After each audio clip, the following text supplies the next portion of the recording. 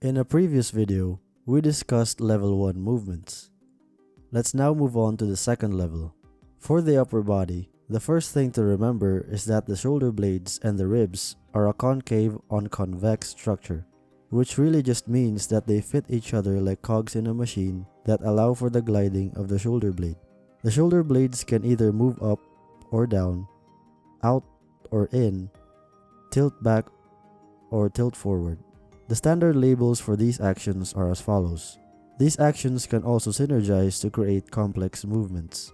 Let's look at these poses. What scapular actions are we looking at in each pose? The hand position does give away a subtle clue, but observe the action of the scapula.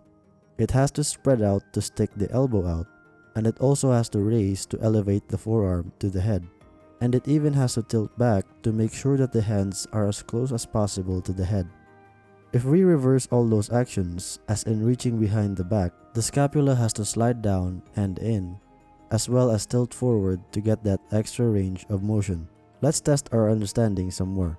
Looking at the push and raise group, the main muscles that allow for this action are as follows. Which muscles do you think are responsible for the pushing action, and which muscles are responsible for the raising action? Looking at the muscle fiber direction, we can tell that the serratus anterior allows for the pushing action, while the trapezius allows for the raising action.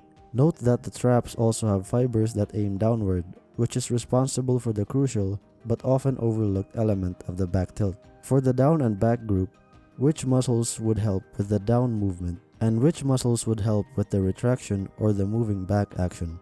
Again, looking at the muscle fiber direction, we can see that the lats facilitate the downward action, while the rhomboids facilitate the retraction of the scapula.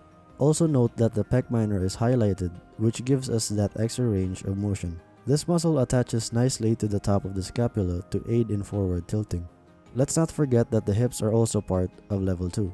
A major difference for the hips is that there are really only two movements of concern. First is hip flexion, which closes this angle of the hips and torso, and hip extension that straightens the said angle. The fun really starts once we add level 3 actions, which allows us to finally build up and effectively cue fundamental exercises such as this.